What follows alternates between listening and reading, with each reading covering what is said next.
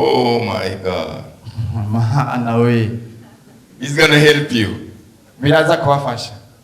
We are spiritual beings, every one of us, Twebwe turabantu b'imhemu, umuntu wese muri twebwe. who has received Jesus Christ. Wakiriye wese Yesu Kristo, Please remember, mwibuke muvyibuke. we are spiritual beings. Turabantu b'imhemu. And in order Muri ivyo kubera ivyo to accomplish or fulfill the plans of God for your life and for my life, kugira ngo twuzuze ivy'Imana igomba ku bugingo bwawe no ku bugingo we bwanje. must Dutegerezwa function gukora in the Spirit. mu mpemu. We are not ordinary, and I'm going to prove today. Ntituri abantu basanzwe kandi ngiye kuvyerekana uyu munsi.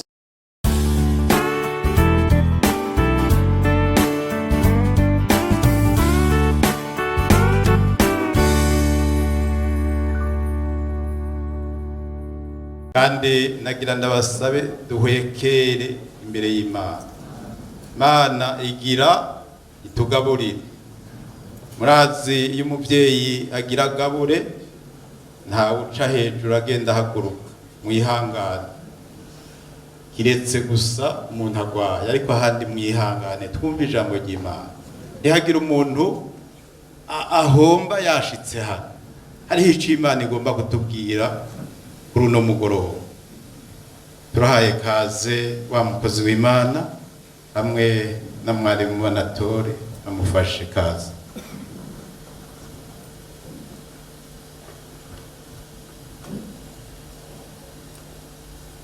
Amahoro.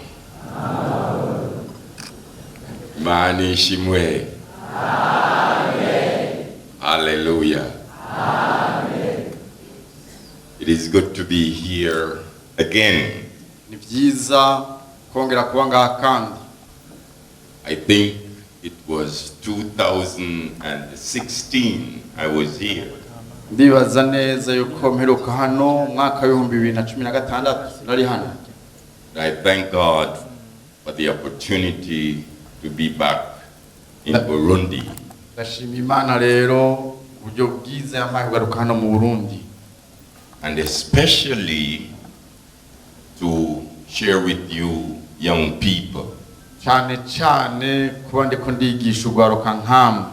I was young one time, Najewe narabaye ugwaruka, but now I lost all my hair. ariko murabona yuko umushatsi wanje uza warakorotse.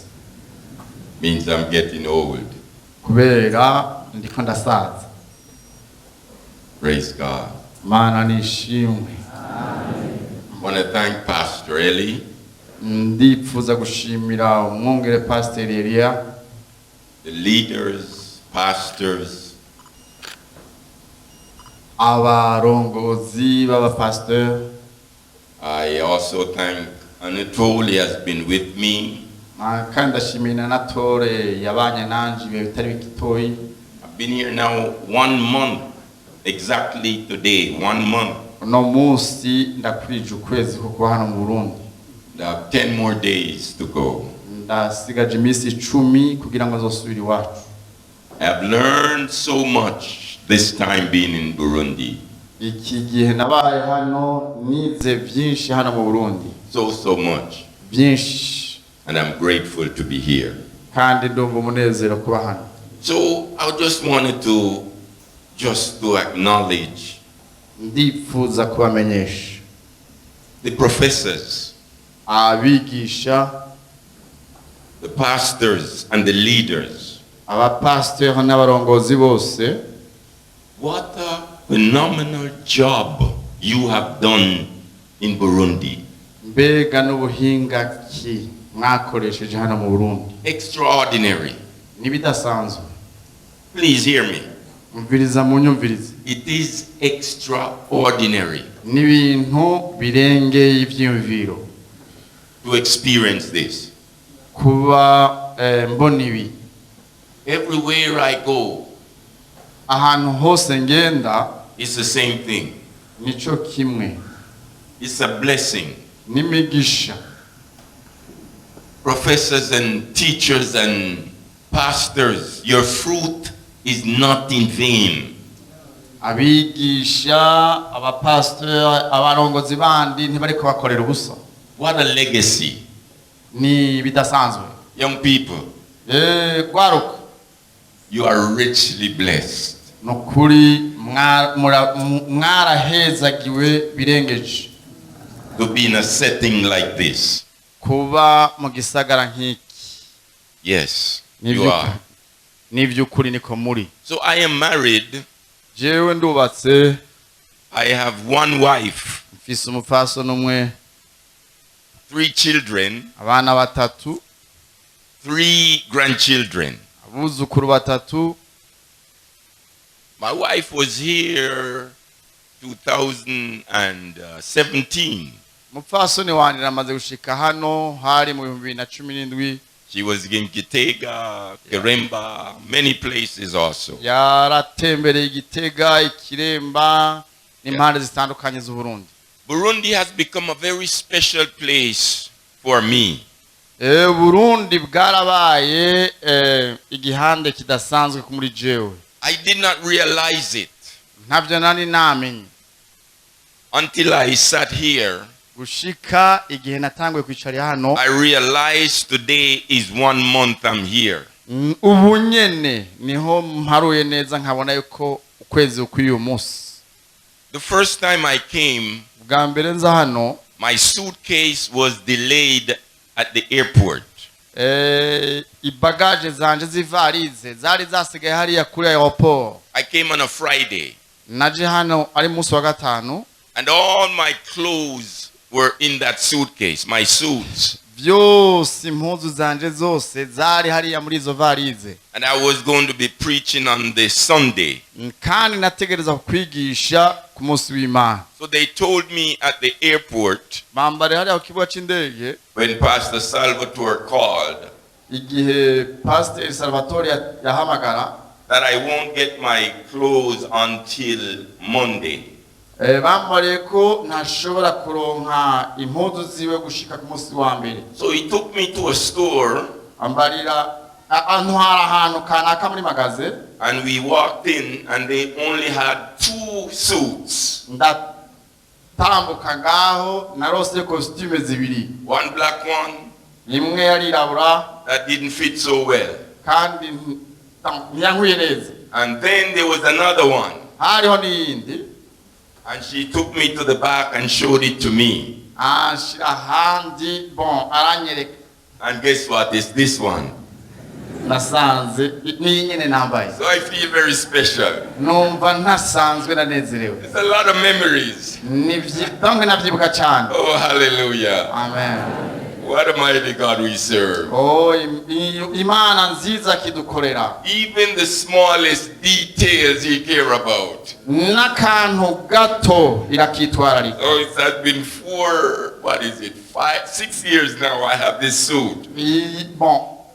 6 years. Imyaka 6 mfise ino costume. And I always wait until I'm coming to Burundi to wear this one.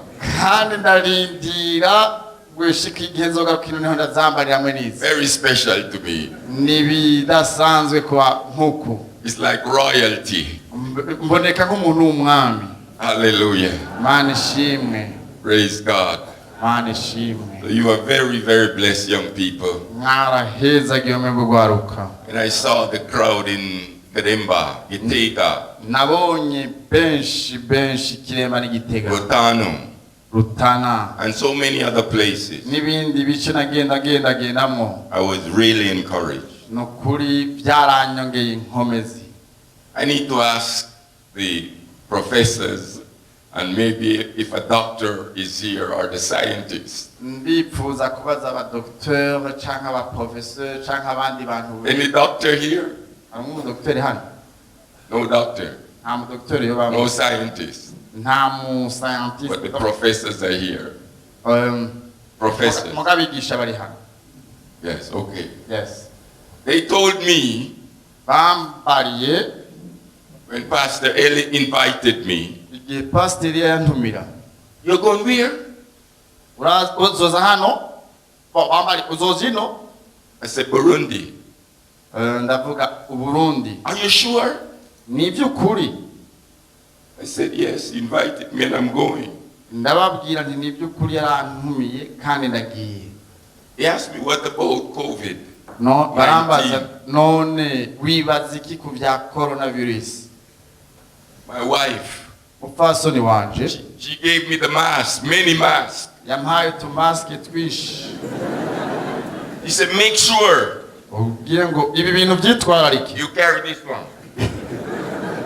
Wamushize ko mask. I said, okay. Ndavuga ni sawa. She gave me a disinfectant.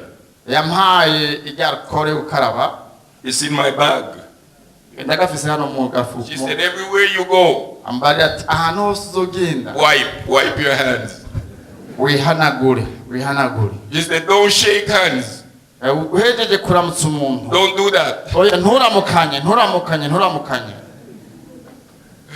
Praise God. Mana nishimwe. Then when they saw the video, Igihe cyose babona amavideo ndabatumira and so many people, bakabona abantu benshi bakoranye and I'm standing next to Anatole, kandi duhaganyana na tore twegeranye. Pastor Eli over here, Pastor Kleber over there, Pastor ye hano, Pastor Claver hirya, and they say, hey Fred, barambara ngo Fred, what are you doing? ibyo ugira ni biki? Be careful.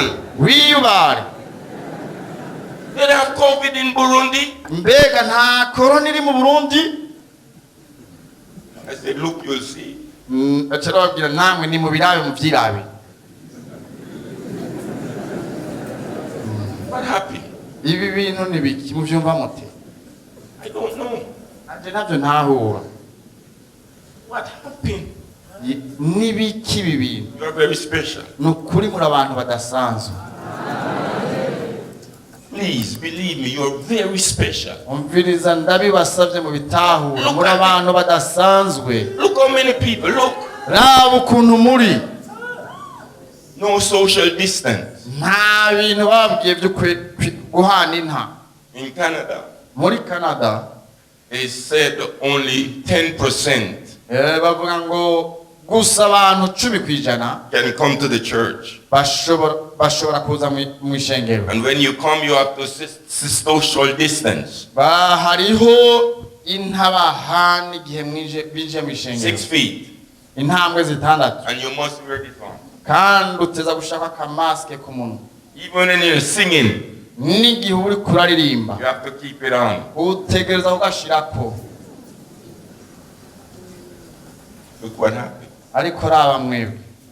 I am baffled. Me. Ndatangara. He said, be careful, be careful. Hariya bambariye ngo wirinde. Don't shake no hands. Nturamukanye ntutanga ukuboko. Now, last night I spoke to my wife Nijoro navuganye n'umufasoni wanje and some other people in Canada. n'abandi batari bake hariya muri Canada. Again, the government closed the country. Kandi igihugu cyafashe ingingo yo gusubira kugara. Only for the supermarket and the pharmacy. Gusa supermarché n'amafarmasi. That's it. Honyene. If you go walking, Ugiye utambuka, the police police give you the ticket, the fine. iraguca amande. Look at this. Ariko raba ukuntu muri. What happened? Ibi bintu ni biki? I told them, Narababwiye. Anatole was on the Zoom meeting one night with me in Canada. Anatole yarigeze kubana hamwe nanje turiko turigisha kuri Zoom muri Canada. Last week, Friday. Munsi indwi iheze ku munsi wa gatanu. And I told them we did the communion. Nababwiye nti twasangiriye igabura hamwe ryera. The communion is the big bread from here to here, big bread. Nababwiye ngo isangira ryo mu Burundi ni umutsima munini. Yes, many of you were there. Mwebwe benshi bari hariya. And we broke the bread, many pieces. Twamanyaguye umutsima mu duhande duto twinshi. And then we took one big cup. Kandi twafashe urukombe runini hamwe nuko. And we drink for the wine and blood. Turakira One turanywa cup. igikombe kimwe. and we drink, turanywa and I give to Anatole. kandi ndaha Anatole Anatole give. aravuga Anatole nawe nutange, And everybody drink from one cup. umuntu wese yakiriye ku gikombe kimwe, And they never wipe. ntibakaravye. What happened? Ibi bintu ni biki? He told them on the Zoom, he told them, Anatole yaravye explice neza kuri Zoom. they say, hey, be careful. Muvuga ngo mwirinde. They asked me if I did it. I said, yes. Bambara ati nibyo kuri Gafred ibyo nawe urabikora. Again, be careful. Bambarira kandi ngo wirinde wibare. But look at me. Ariko rabo mu Look ndaka. at you. Rabo mu nawe wirare. We give God thanks. Amen. We give God thanks. Turahaye cyubahiro Imana. You are blessed. Mwarahezagiwe. You are blessed. Mwarahezagiwe. Not only money, Reka si amafaranga but gusa, with the things of God. ariko ibintu biva ku Mana. We could never have this in Canada or America. Ibi bintu ntiwoshobora kubona muri Canada cyangwa America. Would not be allowed. Ntibyemewe. What happened? Ariko mwebwe nibiki? Hallelujah. Praise God. Mana I'm ishimwe. happy to be here. Ndumva umunezero kuba hano. Praise God. Mana ishimwe. Praise God. Mana nishimwe. Today we are going to look at some scriptures. Uyu munsi ndifuza turabire hamwe ibitabo bitandukanye. And before I do, Imbere yuko nkora ivyo, I'd like to greet you in a very special way. ndifuza kubaramutsa mu buryo special. If you can turn to the book of Acts chapter 17 Muzingurure ibyakozwe n'umwa 17 and verse number 20. Acts chapter 17 and verse number 26. 17 ku murongo wa 26. Acts 17 and 26. Igice c'10 dusoma umurongo wa 26. This is my favorite greeting. Ni indamukanyo yanje nkunda. It says from one man. Bivuga ngo kuva ku muntu umwe, From one man, umuntu umwe, God made Imana yashizeho every nations of the earth. amahanga yose yo kwisi. From one man. Ibakuye mu muntu umwe. And God determines the exact time and places where you and I should live. From one man. Kuva ku muntu umwe, Imana yashinze ahantu ho kuba mu gihe gikwiye ibakuye ku muntu umwe. So from one man, the Americans, the Canadians, the Burundians, Australians, Swedish, Japan, Chinese, every nation came out of one man. Kuva ku muntu umwe, Imana yaremye Abanyamerika, Abanyakanada, Abanyaburaya, Abanyaustralia, Abashinwa, Abajapani, ibakuye mu muntu umwe. And he said, he, God, determines the exact time, how many years you are going to live.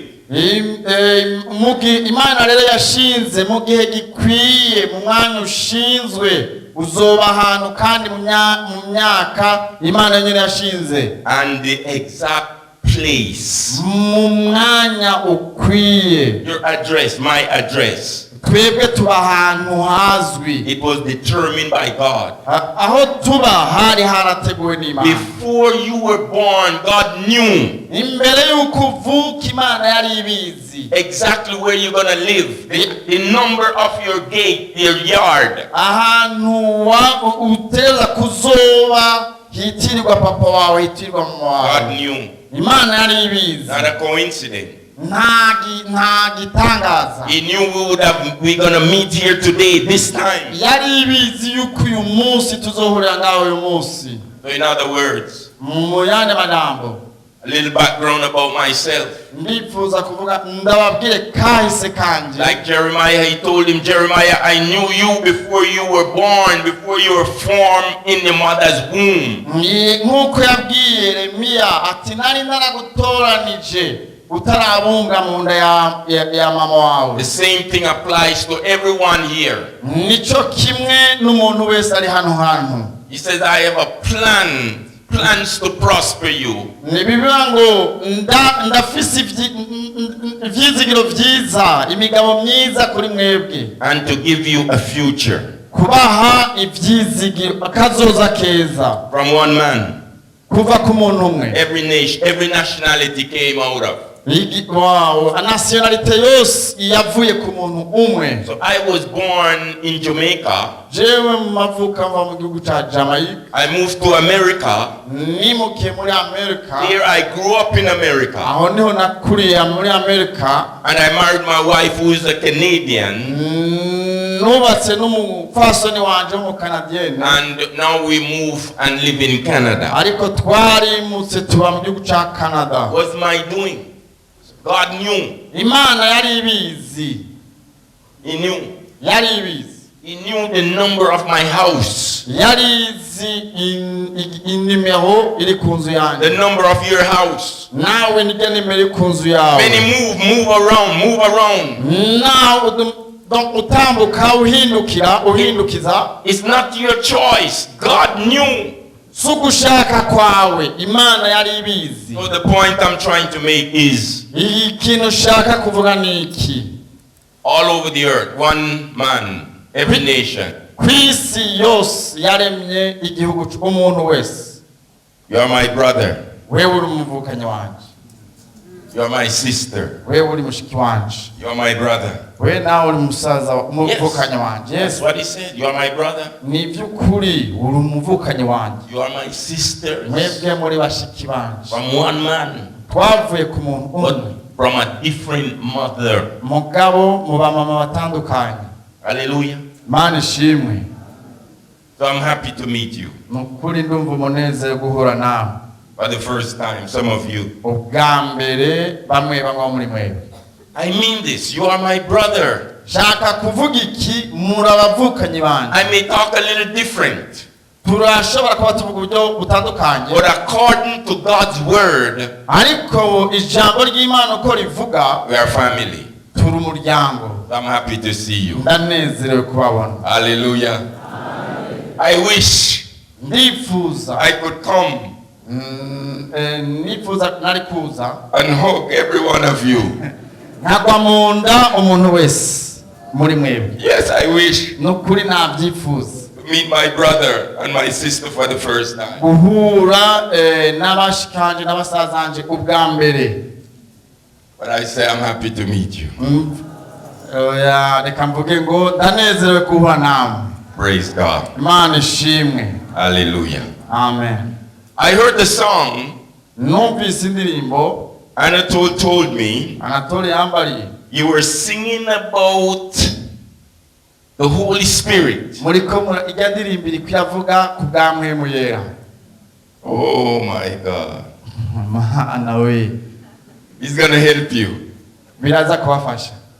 We are spiritual beings, every one of us. Twebwe turabantu b'Impwemu, umuntu wese muri twebwe. Who has received Jesus Christ. Wakiriye wese Yesu Kristo. Please remember. Mwibuke muvyibuke. We are spiritual beings. Turabantu b'Impwemu. And in order muri ivyo kubera ivyo to accomplish or fulfill the plans of God for your life and for my life, kugira ngo twuzuze ivy'Imana igomba ku bugingo bwawe no ku bugingo bwanje, we must dutegerezwa function gukora in the spirit. mu mpwemu.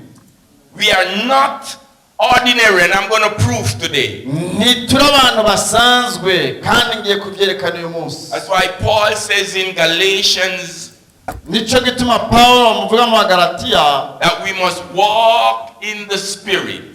ko dutegereza kugendeshwa na mpwemu. we must live in the spirit. dutegereza kubeshwaho na mpemu. The natural mind cannot accomplish what God wants to do. ibyiyumviro bisanzwe by'abandi ntibishobora kuzuza ivyo Imana igomba uyu munsi. The Bible says Bibiri ivuga ngo the spirit of a man, Bibiri ivuga ngo impemu y'umuntu, the spirit in you, mpemu muri wewe, the spirit in me, mpemu muri jewe. it says it's a candle. Bibiri ivuga ngo n'umuco, There's a light inside of you. n'umuco w'ubugingo muri wewe. And it says it keeps shining, Bibiri ivuga ngo uraka, shining, irakayangana, and it searches igasaka your innermost being. uri umuntu adasanzwe, ibidasanzwe. That's the Holy Spirit Iyo ni mpemu, ni igiko ca mpemu inside of every one of us right mu now muntu wese muri iki gihe nyene, as a Christian. nk'umukristo, Whether we believe or not, wizera canke utizera, even if we have doubt, nimba ukekeranya, He is searching the mind.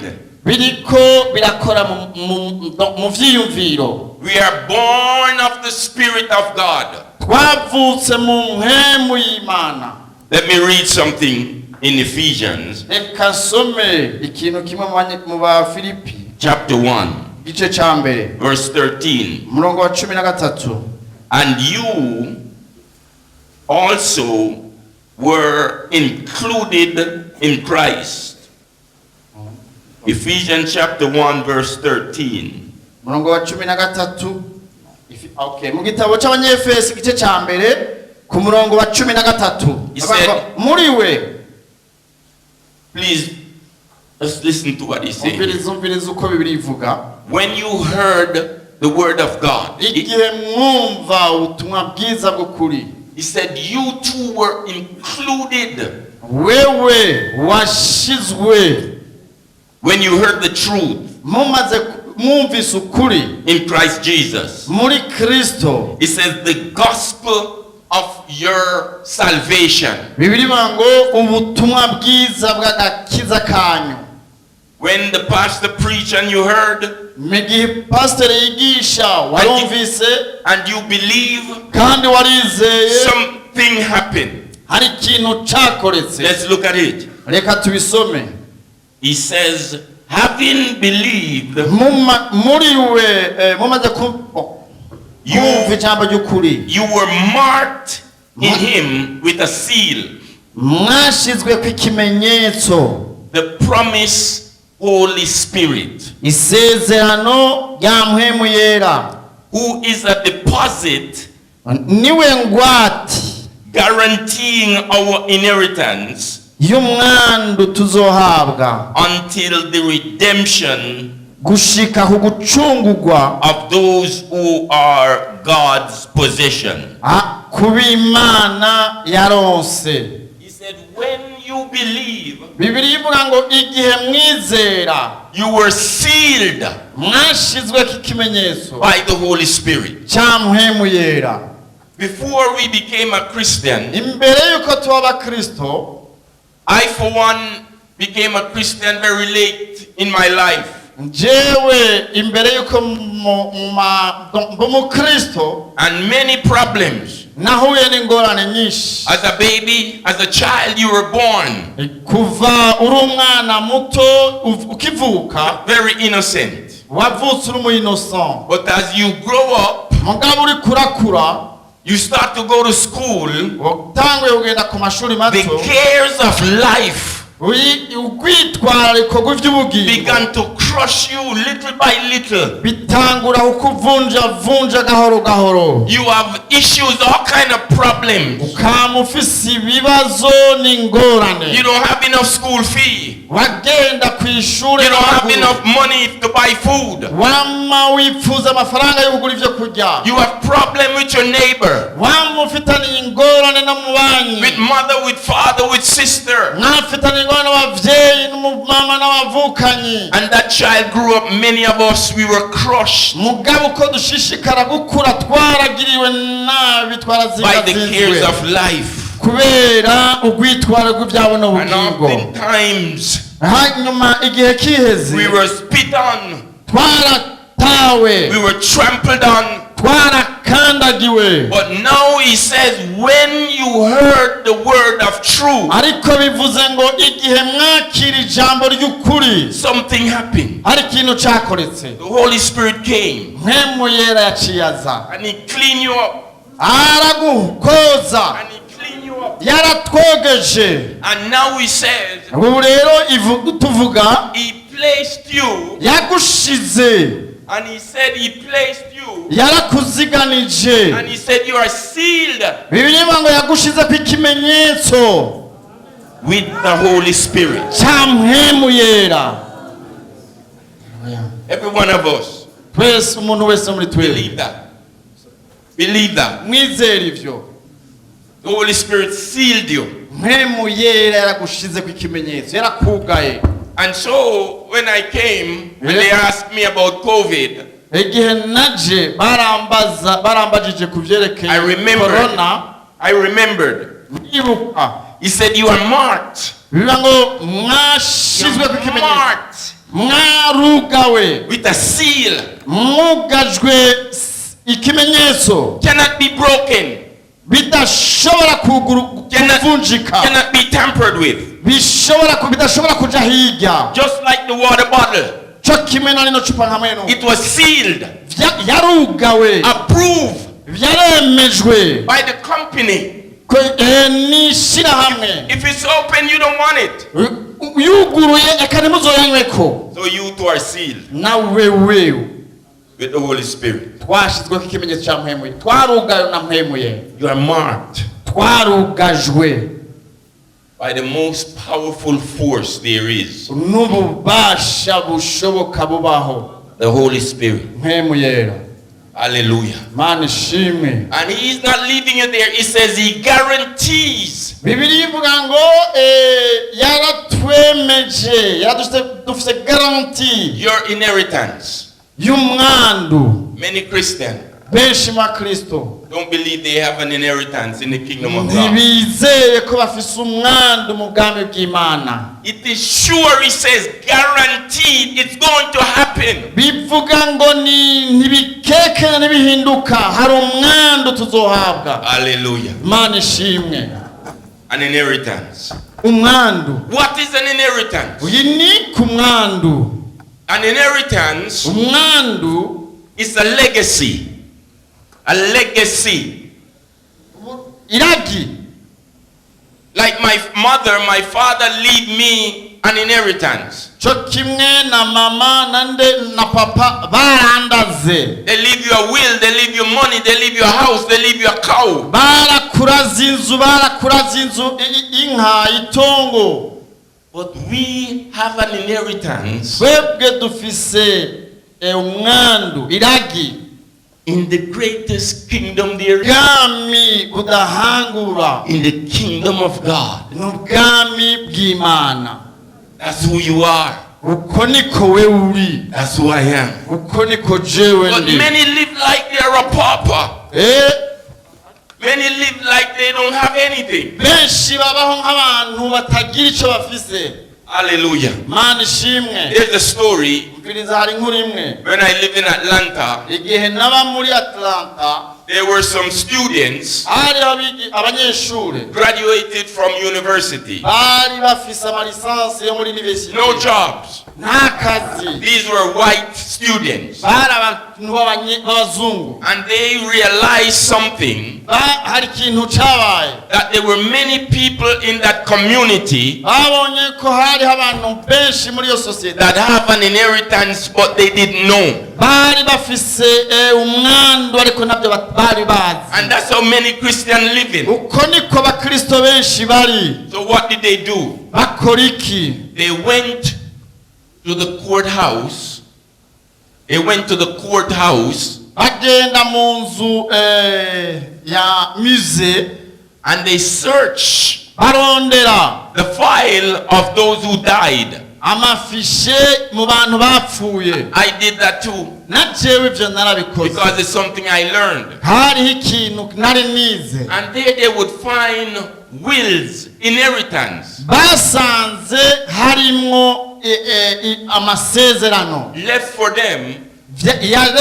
Yasigiwebo. But they didn't know. Ariko navyo bari bazi. Money, houses, land left for them. Inzu, amafaranga, ibibanza vyari vyarasigiwebo. But they weren't aware of it. Ariko navyo bari bazi. So what did they do? None bakoze iki? They would get Bategereza gufata the documents amadokuma and they would go to that person, kugenda ku muntu, knock on the door. bakadodora, Hey, Anatole. bakavuga Anatole, And they look and they look karaba and they see it's a white person. It's a black community. n'ahantu haba birabura badodoye bazabona ko abazungu bariko baradodora. Most of the time they get scared. They think it's police. Benshi bibaza ngo n'abapolisi. They live without the heat in the house. Balba donc bafise mu nzu n'ahantu habashushe. No light, no food sometimes. Nta matara, nta vyo kurya, n'abantu bakenye rimwe na rimwe. And finally they would answer the door. Ariko ubwanyuma barugurura umuryango.